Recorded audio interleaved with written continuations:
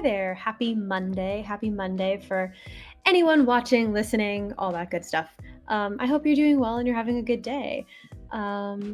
Just getting the music running here and getting my notes all together.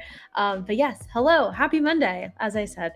Some fun stuff that I did theater-wise recently. That's music way too loud. Hold on. Every time I think I have the music right and controlled, simply do not. But technology, we deal with it. Sorry about that, folks, for blowing anyone's speakers out. But yes, hi. I saw POTUS on Broadway last week. It was such a fun, fabulous show. I highly recommend it to anyone who can go see it. I was able to get cheap tickets through Today Tix. You can also do that through Rushing. It was totally worth it. It was such a laugh, so fun, really bawdy. Grand old time. And then also a week ago, right after Tyler's stream, I was able to attend Take a Bow podcast's live episode at Green Room 42. It was really cool. It was Eli Tokash's 100th episode. So if you want to hear the really cool performances, some of the fun questions and things that happened, you can check out the live episode. I think it's now published to Spotify and Apple Music.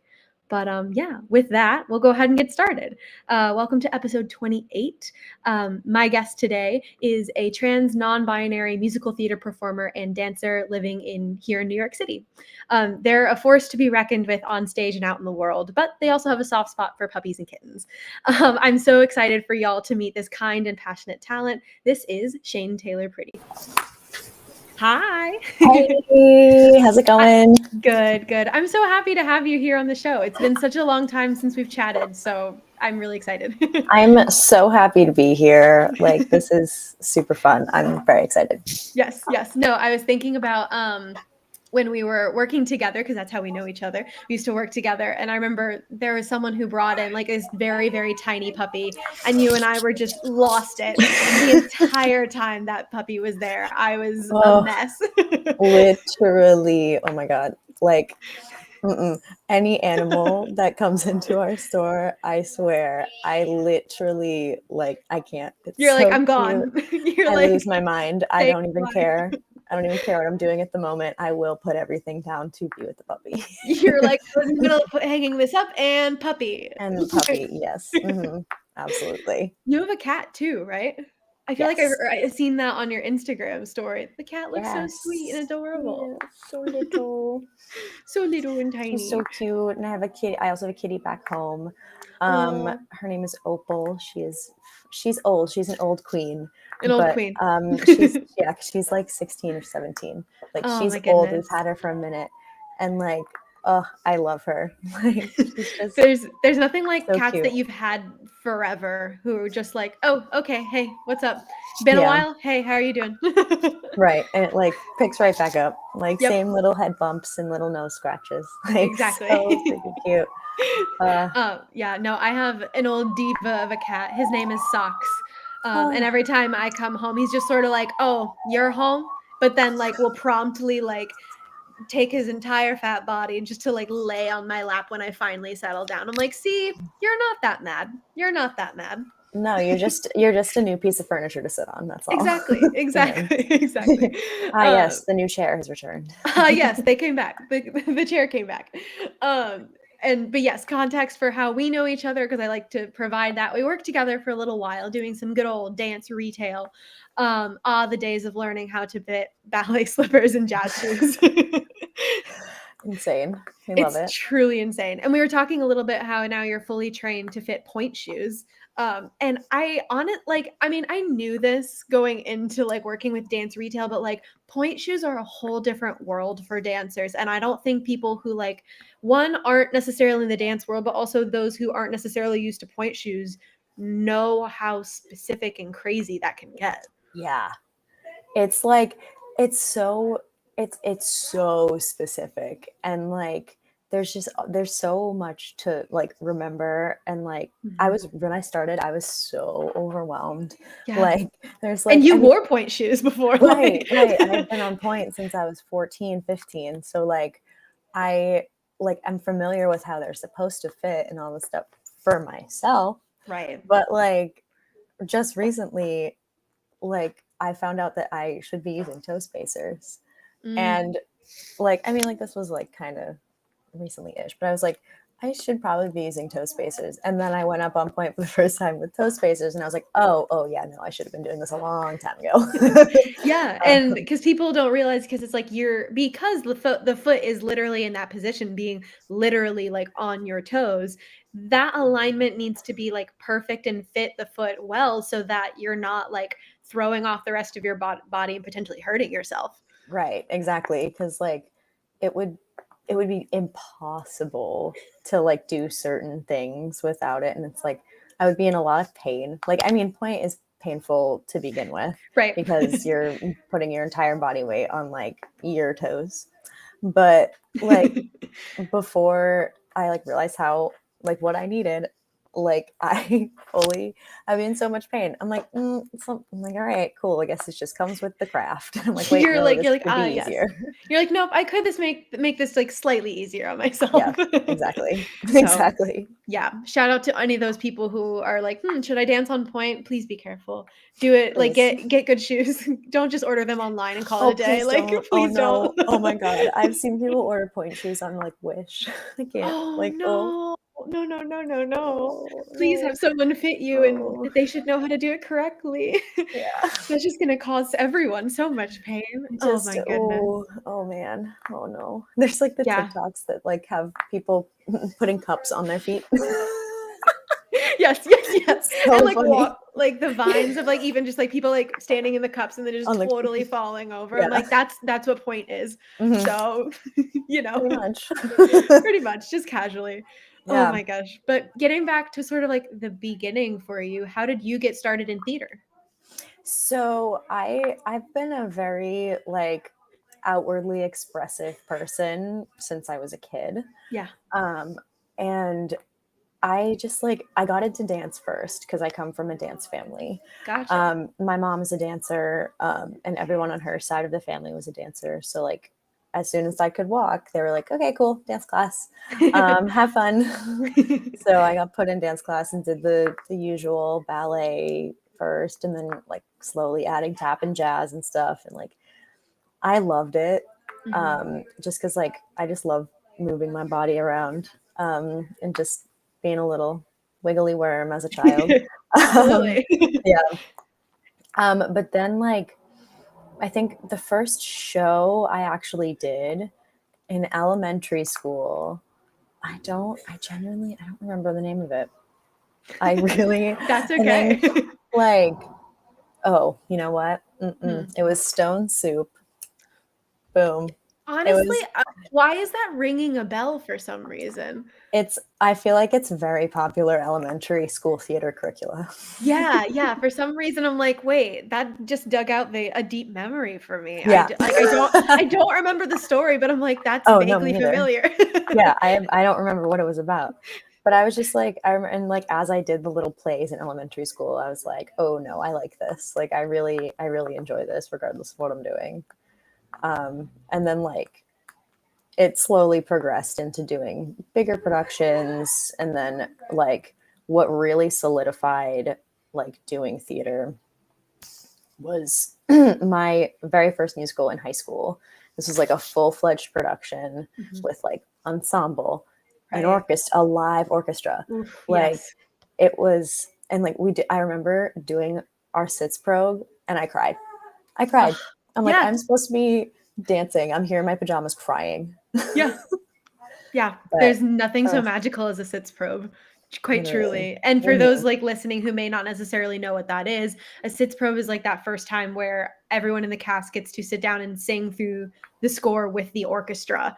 Up until now, you've probably just been singing with, like, a rehearsal piano or something like that, and just the magic of hearing all the instruments that come along with it really just hits you in a place that there's no feeling like it. There's no It feeling was like it. it was wild. Like that was if like a lot of people are like it's like so cat like cheesy. It's just Yeah. like but that was like the moment I was like, nah, I'm doing this for the rest of my life. Like Yeah. I will chase this feeling for the rest of my life. Yeah. Like love it. Would you say that that was kind of like your overture moment, or like that light bulb, you're like, "Oh, yeah, okay, this is it." Like Yeah, for sure. I mean, like other ones that would like spark as well, but like I watched Cats the musical with my grandmother when I was a very Like small child. the VHS tape? Yeah. Yes, yes, I watched that Mhm. exact same one over and over as a kid. I would hide behind the couch when McCavity came on because I was scared of him, but I adored that tape. Oh yeah, I and it like Rumple Teaser is still my dream role, through and through. You would kill that. Thank you. I very much appreciate that. That's Of like course. I adore that role. It's a lot of like my personality is like very much Yeah. that. Yeah. Yeah, like, Um, the fun and goofy and, like, you very physically expressive. yeah, Yeah. yeah. And so that was another one. I remember like drawing on my face with like the watercolor pencils, trying to do the makeup, Oh my gosh. and just like I loved Cats. I still do. Cats Yeah, is my favorite musical of all time. yeah. People either love it or they hate it, and And you're like, "Well, I'm in the one camp, yeah, so" yeah, yep, And I'm assuming sure. then you got to see the recent revival a few years ago. I saw it many times. Mhm. It came to New York like the year that I moved here. Yeah, So it was like super cool to have that little like connected moment. I love that. Yeah. Also, someone in the chat was just saying, Sasha, saying Shane is the Hey. ultimate cat. Oh my god, no. Oh my god, Sasha. What? And she also said, I am their biggest fan. So just know. That's Sasha. We love You Sasha. And that's also a perfect transition here because I have an Instagram question from Sasha. Work. So let's go ahead and pull that up. Let's So go. Sasha asked, "What are some values that you take pride in as an artist?" Ooh, okay. This has been a whole journey for me personally Yeah. recently.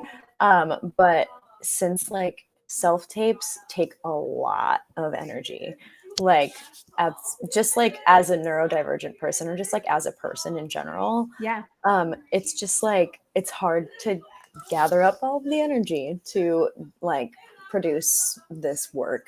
And Absolutely. like I have found like joy in it in submitting to self tapes Hmm. and making sure that what I submit to is something that brings me joy and like something that will like bring me joy just to send it in. Yes. Like if I'm not getting excited about the material that I'm doing, I am not doing it. No, I Like, think that's seriously so admirable because, like, I know for me, like, when I was in November, like, all of the submissions and stuff were coming out for, like, all these summer stocks and, like, equity productions, and I'm like, "Oh, so the best way to be seen is, like, to submit to everything," and then I burnt myself out so hard, so quick, and yeah, so, again, it's finding that, like, okay, but, like, what's the stuff that you wanna record because you're passionate about that material. That's what's right, gonna, like, make you happy about your tape to begin with, like right. Because and I it's like think yeah. it's expensive, like, submitting, Mhm. because a lot of the stuff that I submit for now is, like, dance calls. I mean, like, Right. I do have, like, I mean, I'm, like, midline dancer, like, dancer and singer, both, like, very equal Yeah. for me, but, like, I do have the occasional, like, singing call, but a lot of them are dance, and, like, Mhm. it's so expensive to rent space. It really is. Like, it's wild. I'm like, some I can do like in my living room or outside, or sometimes I'll like Mhm. go up on my roof and like that's really fun.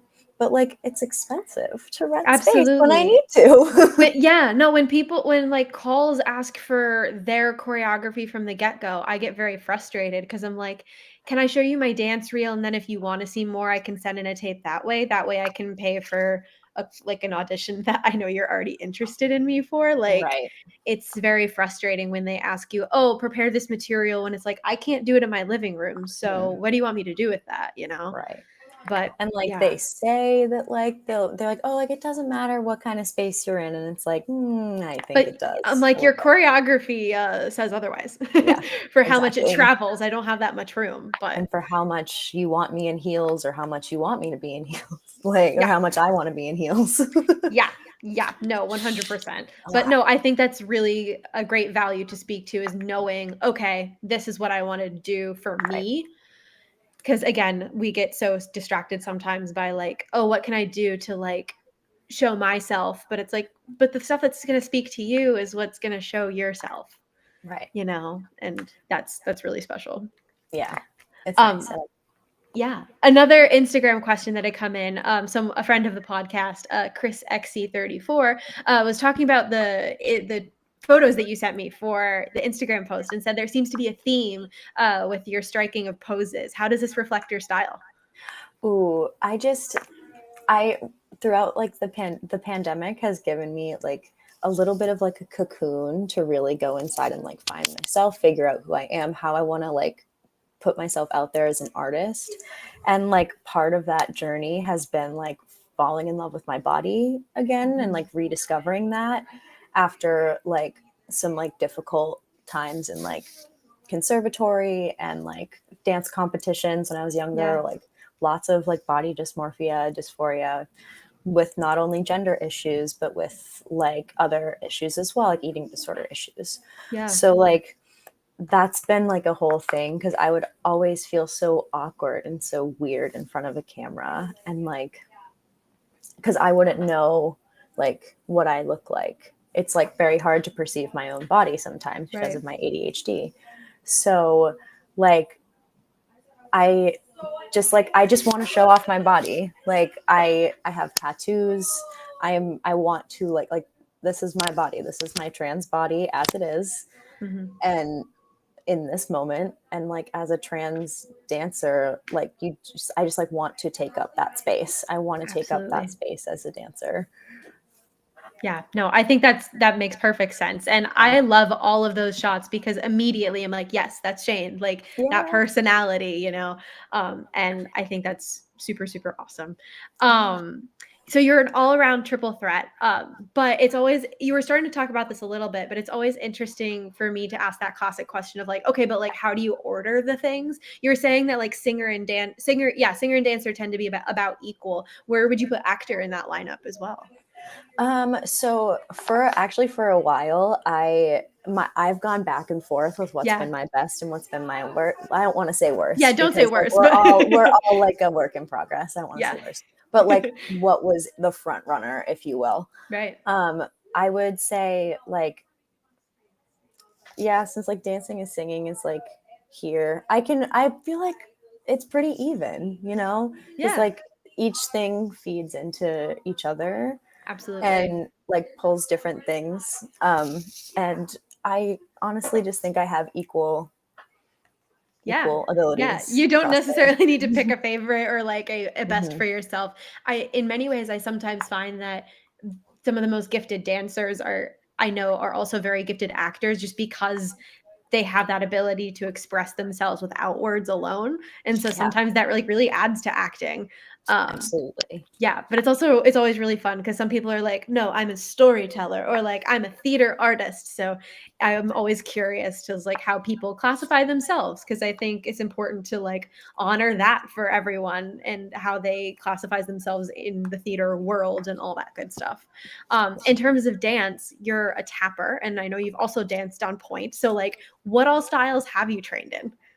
So the whole list is I have ballet, tap, jazz, contemporary, lyrical, modern, gram, um, musical theater. I've done a little bit of Latin dancing, a little bit of Fosse training. Um, I've done partner work. I've done acro, not very good at it, but I've done it.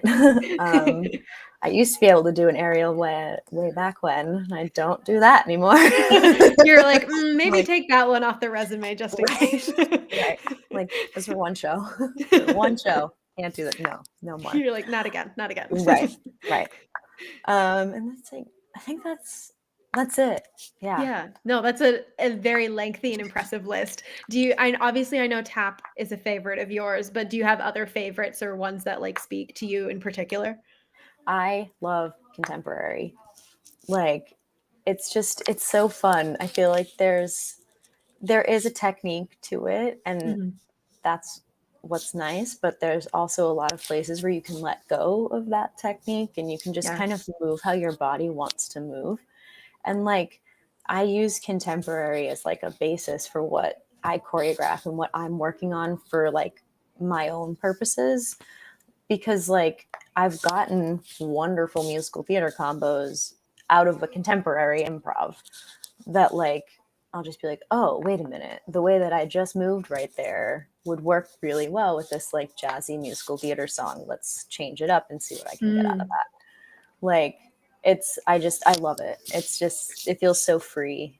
Yeah. And I've worked a lot with Hayden Frederick, who is a non-binary dancer. They used to be here in New York. They've been here for a minute, but then they recently moved out to Los Angeles. But when they come back, like I always take class with them, and it's always just like kind of brings me back to center. It's really nice. Absolutely. Yeah, no, I remember you talking about taking class with Hayden, and I've seen like how much joy you've gotten out of working with them. And I think that's super special. I know I've personally had a lot of trouble with improv because like not knowing how like, and I guess that also ties to like how one perceives themselves as a dancer and how they look when they're dancing.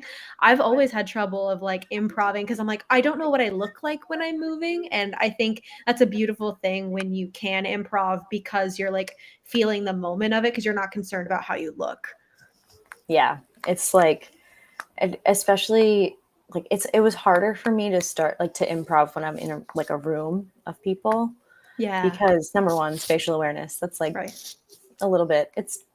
It's tricky at times with improv. But like also just like sometimes I just don't like being perceived while I'm creating dance pieces. Because yeah, while like we all acknowledge that nobody is like a perfect person, like I was filming like just a little video journal of choreography for myself just to keep in my little records. And I was just trying to do this one little 8 count of things that I came up with. And one of the videos, it was just me tripping over my ankle. I'm like, I'm simply just trying to choreograph. And I look like a fool. And I don't care that I look like a fool, but it's like some people care about that. I'm like, okay, whatever. But it's like, I just don't need that. You're like, I don't need that kind of self-judgment in my life. Right. No, I totally get that, like not wanting to be perceived when trying to create. It's like, don't look at me. I'm trying to create a thing. Leave me alone. Right. Because I've had that even just like when practicing things, like if I'm in my own house and like even just like singing in my room, I'm like, I know that you can hear me still. Just pretend I'm not here at all. Right. It's like, hey, you're not seeing the final product. Stop. Yes, exactly. Right. So I Like, this is 100% relate to that. And one thing I know that you wanted to talk about, like when you were on here, is neurodivergence in theater. And I know that's like literally a huge, gigantic topic to just like throw into the mix here. But where would you want to start in terms of discussing it? Because obviously it applies everywhere from rehearsal rooms, performances, auditions, dance calls, and beyond. Something that I was thinking about a lot today. So I did take class today. I went into steps with one of my lovely pals, Christine Cornish Smith, who I absolutely adore. And she teaches fast. Like all of her combos but they're very character driven, very story driven, but also like technical at some points. And it's like a lot of times, like with a neurodivergent brain, picking up choreography fast is very difficult for me. Absolutely. And a lot of times in dance calls, whatever you're doing, if you're at a cattle call, they're just going to pack you into a room, teach you a minute of choreography in like 15 minutes, maybe less, sometimes more if you're lucky. But like, you don't have that much time to like take things in and do whatever. And it's like, yeah, no, you're not really supposed to like focus on getting it perfect, but it's like, but I want to get it. Easy. Right, exactly. I want to get it. And it's so easy to get down on yourself. Like today after class, I was like, I definitely could have remembered this combo a lot better than how I did. And it's so easy to get down on myself when I'm comparing myself to other people in the room. Because I have so many friends that like when given a piece of choreography can do it flawlessly upon learning it, and I'm like, And good you're for like, you. That's couldn't not be me. Yeah. Like, good for you. But also, I can improv, and some people can't, and it's a give and take. You can't win them all, and like, Yeah, absolutely. but like, just thinking about that kind of experience, like in audition rooms and just like in class, like I feel like it's not talked about enough because neurodivergence is an invisible disability. Like Absolutely. you can't look at somebody and be like, oh no, they're neurodivergent. And like, I mean, like sometimes after like a conversation, I can be like, yeah, no, you think like me sometimes. Like, cool. Yeah. But like there weren't too many people that I knew in the industry that were also neurodivergent until recently. Yeah. Yeah. And I didn't know like how much ADHD affected my ability to dance in many ways until recently. Like Yeah. it's crazy. Totally. And I especially think of dance call scenarios where it's all of this like a very short amount of time, then like you're watching people do it over and over, but you're not necessarily given that time to continue embodying it. And sometimes that's where you can retain a lot of the information because of the muscle memory. And that's what I think of in particular.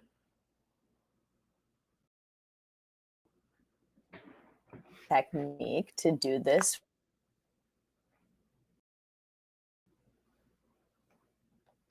I'm supposed to be doing.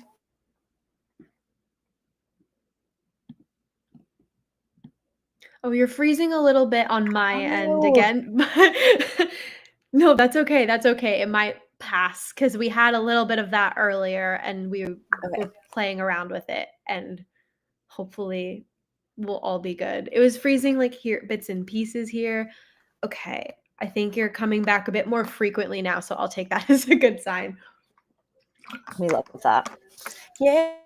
Yay, technology. Okay, awesome. Here, I'm gonna put my phone on airplane mode to see if that also helps things. Yeah, I'm gonna also do that. Okay, awesome. I think I'm getting you more regularly now, so I think we're all good.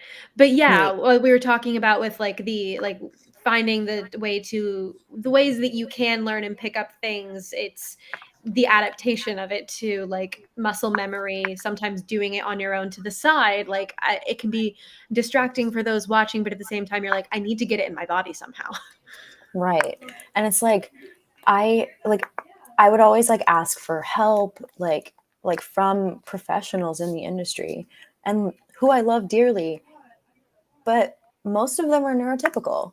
Yeah. And like while a lot of times like their advice is really awesome and is really really helpful, it's advice from a neurotypical brain to a non-neurotypical brain. And things And just aren't always going to it compute. just doesn't connect sometimes. So like over the pandemic, I got to like dance with a friend of mine who was actually in the revival of Cats as Mhm. one of the dance captains in swings, and she's neurodivergent.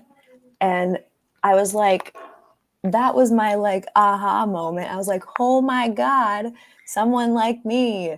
And she was, I was like, no, I'm always the last one to pick up the combo, and like, I was like, Mm. and now and danced how many tracks in Cats? Like a lot.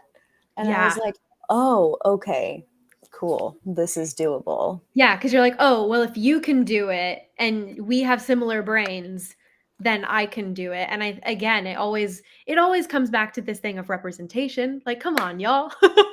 Abs-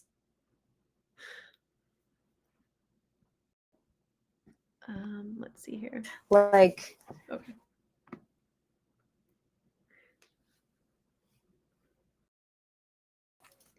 Oh, shoot. It's going a little, like, haywire again in terms of getting your audio. This is something that had happened in a previous episode of mine. I'm trying to remember. Do you have my phone number? Because if you do, we can call and I'll put microphone up and we'll turn off your audio and I can talk to you that way and your video might come through clearer. If you don't, I will Instagram you my phone number really quick so that you have it. Okay, I sent it to you on Instagram. I sent you my number. Amazing. Oh, helps if I turn off my airplane mode like we were just messing around with. Why is it not coming in? Oh, yeah, no, because I'm being an idiot. Love that. Oh, the things that we deal with when we go live. Really, we love it. Hey, live theater. Exactly. Amazing. Anything So I'm can gonna. happen. So if you want to turn off your audio on your end, I will call you, and we'll put you on speaker. Hey, look at that. And your video is coming through nice and clear. Sometimes I love that. sometimes the computers get a little angry that we're trying to do audio and video at the same time. So Yeah. I'm glad that we could figure this out. Me But too. yes, in talking about like having a neurotypical brain in spaces like rehearsal rooms, dance calls, what are some things that creatives and those establishing creative rooms can do to help other neurotypicals so that everyone can do their best in those kinds of situations? Like, just like advice for neurotypical people, neurodivergent people, like, Yes. to figure out how my brain works. It was a journey to figure that out. I can like kind of hear myself in the playback. I'm so sorry. Freaking me out a little bit. We're good. I'm trying to figure out how that can be worked around. Yeah. But I just really think it's possible. Like doing. Oh, if you take off your headphones, I'm on the phone call, so you can just hear me. There we go. Mm-hmm. I was also like, wait, how can I fix this? So you're good. Perfect. Yeah, perfect. Let me just make sure that I have. Let me just like actually take. Yeah. No, go for it. Okay. So now you're on speaker with me. Yay! Love that. Okay, so pretty much, like, I don't know. It's like doing theater as a neurodivergent person is a very scary and daunting journey. Yeah. And I think that, like, regardless of, like, I don't know, I'm trying to figure out how to word this. Yeah. So, like, there are going to be people that I worked with that weren't as, like, I don't want to, like, that weren't as, like, patient and, like, right. that weren't as kind as they could have been. Yeah. In regards to, like, neurodivergence and stuff like that, or just, like, lack of education. Totally.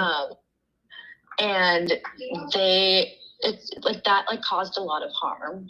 And a lot of people, like, don't really understand how much harm that an environment like that can cause. Totally. It can be traumatic, and it genuinely was. Like, a lot of, like, musical theater programs are, like, they teach a very neurotypical style. Like, my personal, like, experience with that, like, there was no disability services where I went.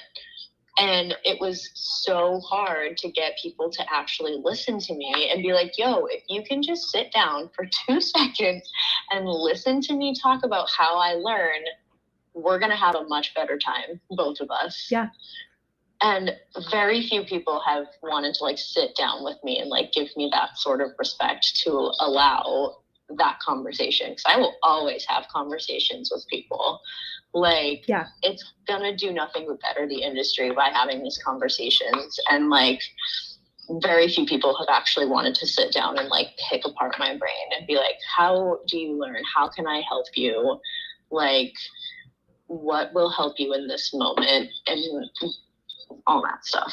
Yeah, and that's so frustrating to me. And we were talking. It's so funny. We were talking earlier, right before the call, talking about like wow, what a concept. Like why is communication an issue sometimes when you're working in theater, when theater is such a grand form of communication, as simple Right. as that. And so I think it's so funny then when people working in the theater industry don't think to create those lines of communication and or have the patience to continue them, because I'm like, that's kind of what we're all here for, right? Is to all listen to each other from all different backgrounds, not and get to the like hippy dippy of it, but I'm like, y'all, we're all here for this common goal, and I think so many of you are losing it along the way.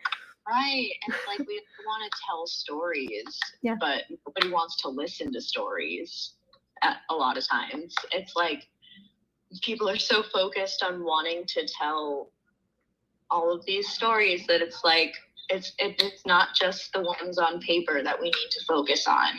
We need to focus on the people telling the stories that are on the paper. Absolutely. Because at the end of the day, like when you're doing a show, like I haven't done a show that has an 8-show-a-week schedule in my career yet.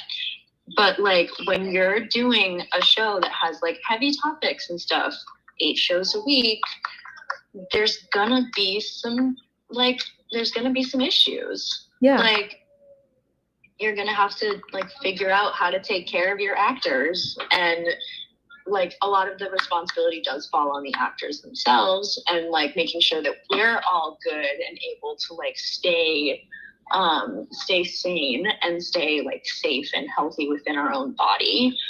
But like there is also a responsibility to like the companies of like, are you taking care of your actors? Like how are you responding to them when they have a visceral reaction to like or an emotional reaction to something that's happening in the room? Yeah. Like it's not just whole thing. It's not just taking care of your actors physically, because obviously that's very important, as we always know, but it's mentally, and mentally can create physical symptoms, etc. And like even besides that, mental symptoms alone are a lot and frustrating. And if you're not taking care of your actors who are experiencing mental symptoms, then you're not caring for your actors. As simple as that. Right. It's like there, I mean, like a lot of us are in therapy. I'm in between therapists at the moment. Mm-hmm. But like it's so helpful as an actor, because like when like in the process of understanding how I learn and how I can present myself, like it's making me a better actor, because I can take those parts of myself and plug them into a character. Yeah. But then also learn how to deal with the feelings that come along with it, because most actors, like when they are performing a role, are feeling all of their feelings of the character. They're like, a lot of times our brains can be like, nah, you're experiencing this in real time, and then you have to take care of it. Right. That's why people who have had like, not to get into like the controversies of method acting, but like that's why like people who are getting so in depth in character and things like that can also experience those same things, whether you are using method acting correctly or not, or whatever type of like acting training you're using, etc. That goes without saying. You can still feel those residual side effects just because like you are an actor and you're performing and you're taking this on. So yeah, it all goes hand in hand, and creating that line of communication with your performers, and obviously those working backstage too. If you don't have that open, like that's very frustrating, and it definitely especially hurts those who are neurodivergent in the room. Absolutely. Yeah. It's frustrating, because a lot of times people like don't take it seriously because of like negative stigma revolving like ADHD and autism and stuff like that. And like we can't progress forward unless we like tackle those stigma. Like I take medication for my ADHD. Absolutely. And I think I've been on it for around a year now, and I'm a completely different person, like in a good way, like in the best way possible. Yeah. Because I remember like the very first dance class that I took on my medication. I remember it was a Zoom class during the quarantine where we couldn't go into the studio. And I was dancing with people that I absolutely adore. And I turned off the Zoom camera, like after class, like everyone had logged off, and I literally just sobbed. I was like, that's what dance class is supposed to feel like. Like, I shouldn't feel like I'm like going through this like fog and just hoping to grab onto what I can grab onto for choreography. Right. But like, I could actually put my technique into what I was learning choreography wise. And like, my friend was teaching the class, and I literally texted her afterwards, and I was like, that was my first class taking meds, and what? Yeah. Like, it was crazy. Yeah. And like the stigma around it is insane, because it's like, if someone needs to wear glasses, they obviously are going to wear glasses in their everyday life so they can like function without like running into something. And like, it's just as simple with those who decide to take medication for their neurodivergent symptoms. It's like, it's just trying to be able to get through a day without having very frustrating, debilitating things sometimes. Yeah. And like, also, it's not like a magical, I mean, it felt like magical, but I also had to put work in as well. Totally. Like, I was like, oh, okay, now I have to actually now that like the fog has cleared a little bit, now I have to figure out how my brain learns and untie all of those knots. Yeah. Because like I said, I was like, it was kind of like going through a fog and grabbing onto what I can grab onto.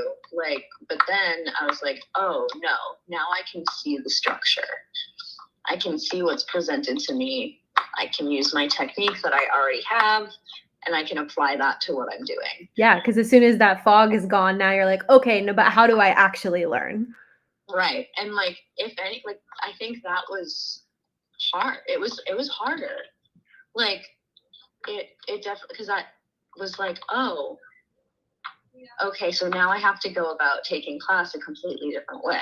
And then I had to just change a little bit of like a routine or anything. It was a lot of like going out of my comfort zone, but also there were like the highs of like, oh my God, I remember that whole combo. I killed it and all that stuff, having a really good class, like looking good, feeling good. And then there's also the days where it's like, I didn't pick up as much, and I got frustrated and can get frustrated. And it's so much of that up and down. And like, I don't know, it was worth it, because like I was in class today, and I'm like, I was just like looking at myself in the mirror. It's like, damn, like I like really like the dancer that I'm turning into, and it's really cool, like to be able to actually see everything working the way it's supposed to. No, totally. And that's so special. And I'm so glad you're getting to have those moments, especially now that we can all be in person more, especially for dance classes and things like that. You can have those big mirrors and get to use the technique that you've gained. Right. And those are all such special moments. So in moving forward with things, I know we had talked about this when we had worked together, but I know you did a fair amount of like pet sitting with work. Do you still do that? I do. That's my current side gig. I love that. It is wonderful.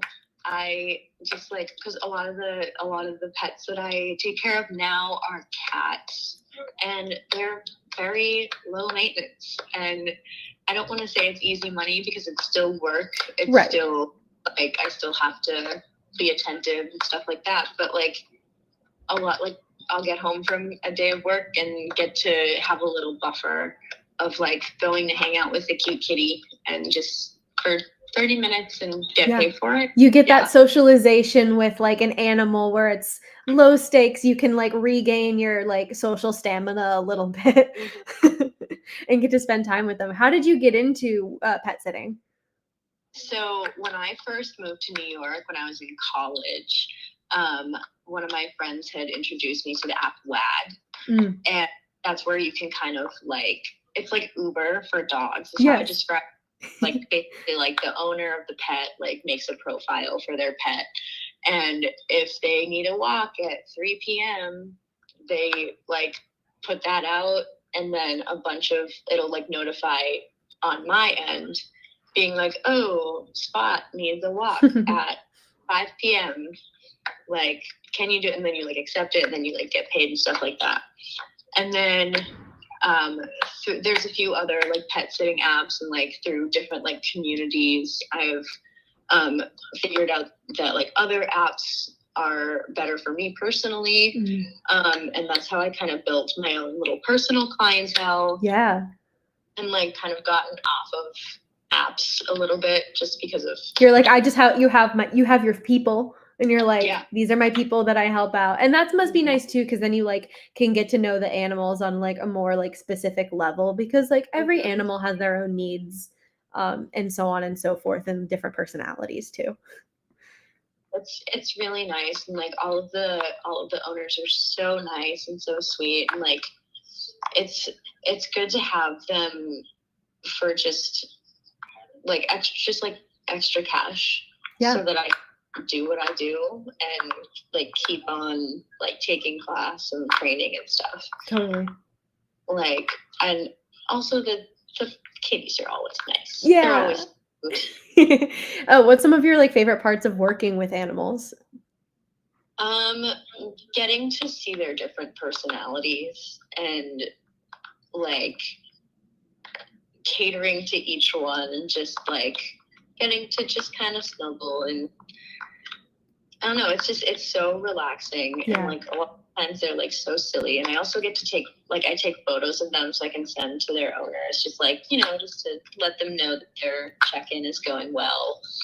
And so I love taking silly photos of the cats. Like there's a few like some like front camera ones where I just like kind of slide it right under their little nose, and it's just their nose, eyes, and ears, and it's so just the amount of serotonin you can get from that immediately, just having that on your phone. Oh yeah, and I have plenty. Like I have plenty of those little like cat FaceTime pics. They're cute. So, and I also like because I have like the iPhone like 13 or whatever that has the cool camera. So like she'll focus real nice, and I get some like beautiful like portraits, and I'm like, excuse me, why are you like? You're like, why are you a model? Right. Oh my gosh, I love that so much. Yeah, no, I'm like, I really want to get a cat, but they're also expensive. But like also pet sitting is a great way of like fulfilling that without like actually like sitting down and getting your own. Now, granted, you do have a cat, but you still get to see all these other kitties. Get to see all of the other little guys. Yes. And just like take care of them. And like when I end up like walking dogs and stuff like that, like I'll see them around the neighborhood and like say hi, and it's like it's so fun. It's especially like you said earlier about like rebuilding that social stamina during that buffer time is so important. Because sometimes I'm just like, I need quiet for 30 minutes. Yeah. No, I totally get that. And it's like just being able to sit in someone else's apartment while they're, you know, like not there. They just have the keys, and I just can sit and hang out and call it a day. Like it's just so nice, so relaxing. That's so wonderful. So recently you got to perform at the Trans Voices Cabaret at the Duplex. How special was that? God, so fun. I adore performing with Trans Voices Cabaret. That was my third show with them. Second, or like 2 live ones, and we did one like live stream, like backyard concert, which was super cool. But it was really funny because like during the show they will go on, like the director will come on stage and like talk to us for a bit, and like we can get like kind of like do a little personal plug of anything we're working on and stuff. And I was just like, you know what, I just realized, I was like, I did every single Trans Voices Cabaret that I've done, I've had a different name. That tickled all the little trans giggles. No, I love that. I love that. I was like, that's the most trans thing that has ever happened to me. It's like Trans Voices Cabaret with a different name every time we perform. And you're like, well, we'll see what happens next time, right? Hopefully Shane's the last one. Hopefully it stays in this one. But Go through another gender. No, understandable. I do have a clip of this amazing performance, so we're gonna watch a little bit of that. Yeah. Here, I'll take you off my speaker. That way you don't have to reverberate back a little bit, but you can still hear it, hopefully, in the background. Awesome. So he speaks eloquently, and you can have his baby. I'm sure you'd make a really excellent mother. Cause the love that you gave that we made wasn't able to make it enough for you to be open wide. And every time you speak his name, does he know how you told me you'd be there until you died? Till you died, but you're still alive. And I'm here to remind you of the mess you left when you went away. It's not fair to deny me of the cross I bear that you gave to me. You ought to know. So good. So good.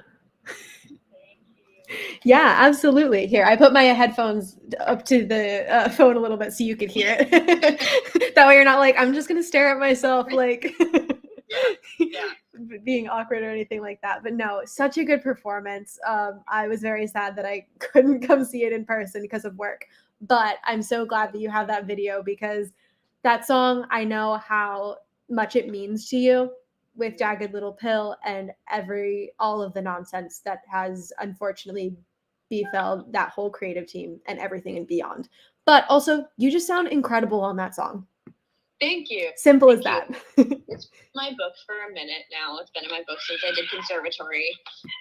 And I love singing that song. The journey that I've been on with singing that song it's incredible. Like, I went from not being able to do some of those like vocal gymnastics to being able to just like have it be the song that I can just pull out of my ass if I want. Exactly. And like, I'm sure there's also like, it's one of those songs that you can always find something new with it, where you're like, oh, that's an interesting like way of storytelling that, or like otherwise. And especially if you're like, again, playing with vocal technique and things like that, you're like, ooh, but what if it's like a little bit of this? And that's where pop rock can get super fun.